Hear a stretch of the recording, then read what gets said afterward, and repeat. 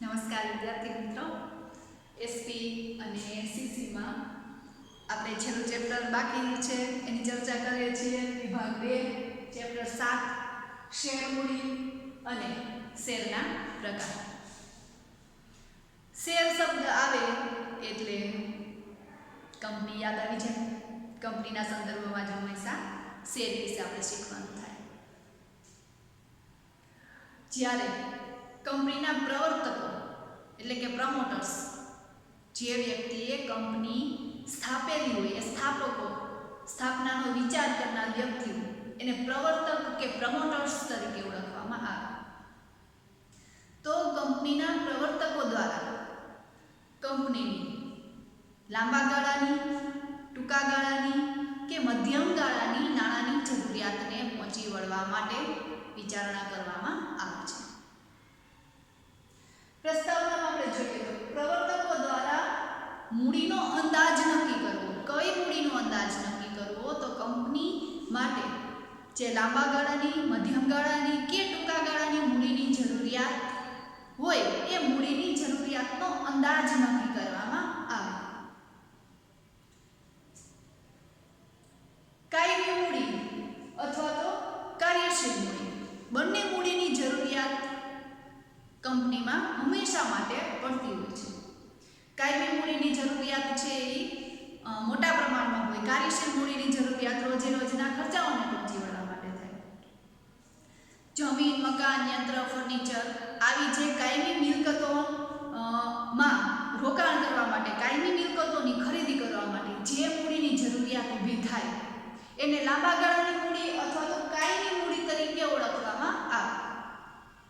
અને રોજે રોજના વ્યવહારો અને ઉત્પાદનના ખર્ચાઓને પહોંચી વળવા માટે જે મૂડીની જરૂરિયાત ઊભી થાય એને કાર્યશીલ મૂડીની જરૂરિયાત તરીકે ઓળખવામાં આવે. તો આવી કાયમી મૂડી અને કાર્યશીલ મૂડીની જરૂરિયાતને પહોંચી વળવા માટે જરૂરી મૂડી ભંડોળ કેવી રીતે મેળવવું? તો આ જે મૂડી ભંડોળ મેળવવું હોય એ મૂડી ભંડોળ શેર મારફતે મેળવી શકાય. આમ જોઈએ તો ઉછીના નાણાં દ્વારા પણ મેળવી શકાય, પણ કંપની માટે શેર બહાર પાડવા જરૂરી છે, કેમ કે બધી જ મૂડી જરૂરિયાત ઉછીની મૂડીથી પૂરી પાડી શકાતી નથી. એટલે કાયમી મૂડી અને કાર્યશીલ મૂડીની જરૂરિયાતને પહોંચી વળવા માટે જે જરૂરી મૂડી ભંડોળની જરૂરિયાત ઊભી થાય એ મૂડી ભંડોળ શેર મારફતે મેળવવામાં આવે છે. તો ચાલો આપણે શેરનો અર્થ જાણીએ કે આપણે શેરથી મૂડીની જરૂરિયાત પૂરી કરશું, પણ આ શેર ખરેખર શું છે, કોને શેર તરીકે ઓળખવામાં આવે? તો સામાન્ય અર્થમાં કંપનીની માલિકીની મૂડીનું પ્રમાણ મોટું હોય છે, જેને નાના નાના ભાગમાં વિભાજિત કરવામાં આવે છે. આ પ્રત્યેક ભાગ એટલે શેર. હવે આપણે એસપી શરૂ કર્યું તે દિવસની ચર્ચા કરી કે વ્યક્તિગત જે પેઢી શરૂ કરવામાં આવે એને એકાકી વેપારી અથવા તો વૈયક્તિક માલિકીની પેઢી તરીકે ઓળખવામાં આવે. એક જ વ્યક્તિ હોય, એ જ મૂડી લઈ આવે, એ જ ધંધો શરૂ કરે, એ જ સંચાલન કરે અને નફો પણ એ જ પોતાના ઘરે લઈ જાય. હવે એમાં થોડીક મર્યાદા નક્કી થઈ કે એક જ વ્યક્તિ મૂડી લઈ આવે તો પૂરતા પ્રમાણમાં મૂડી ન હોય એવું પણ બને.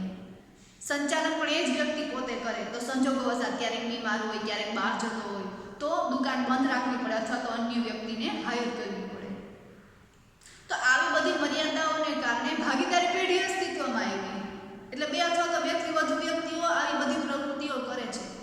પણ જેમ જેમ ધંધાનો વ્યાપ વધતો ગયો, વિકાસ અને વિસ્તૃતીકરણ થતું જાય, એમ એમ મૂડીની જરૂરિયાત અને સંચાલન શક્તિની જરૂરિયાત બહોળા પ્રમાણમાં જોઈએ. તો આ બહોળા પ્રમાણમાં મૂડીની જરૂરિયાત છે એ કંપની પાસે કેવી રીતે હોય? તો કંપનીને મૂડી એકદમ વિશાળ પાયા ઉપર જોઈએ. તો કોઈ એક વ્યક્તિ તો આટલી મૂડી આપી ન શકે. તો આ જે મૂડી છે એને નાના નાના ભાગોમાં વિભાજિત કરી દેવામાં આવે અને આ દરેક નાના ભાગને શેર તરીકે ઓળખવામાં આવે.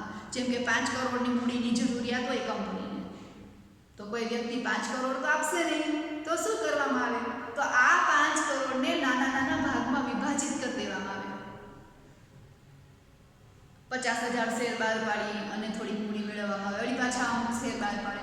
તો આવા શેર છે એ એક મૂડીનો નાનો હિસ્સો છે કે જેને જાહેર જનતા અથવા તો અન્ય વેપારી પેઢી કે સંસ્થાઓ સરળતાથી ખરીદી શકે છે, સરળતાથી વેચી શકે છે.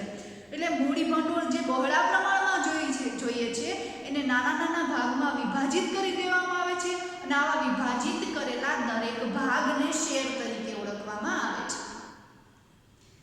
ત્યાર પછી વ્યાખ્યા જોઈએ તો કંપની ધારામાં શું વ્યાખ્યા આપી છે? કંપની ધારા 2013 મુજબ શેર એટલે કંપનીની શેર મૂડીનો એક ભાગ જેમાં સ્ટોકનો પણ સમાવેશ થાય છે.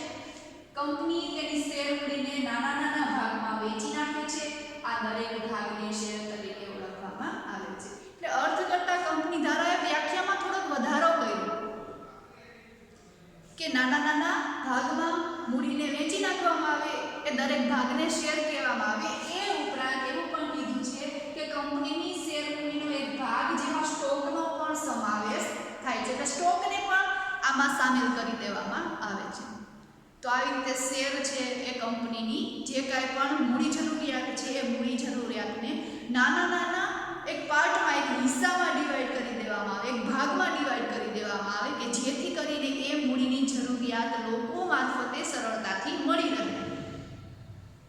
તો એને શેર તરીકે ઓળખવામાં આવે. શેર છે એ નાણાકીય હિત ધરાવે છે કંપનીમાં. શેર જે વ્યક્તિ ખરીદે છે એ વ્યક્તિનું કંપનીમાં નાણાકીય હિત છે એવું કહેવામાં આવે અને આવી શેર ધારણ કરનાર વ્યક્તિને શેર હોલ્ડર તરીકે ઓળખવામાં આવે છે. તો શેર હોલ્ડર છે એ શેર હોલ્ડરોનું કંપનીમાં નાણાકીય હિત સમાયેલું છે અને એ હિતને આધીન રહી અને કંપની કાર્ય કરવા બંધાયેલી છે.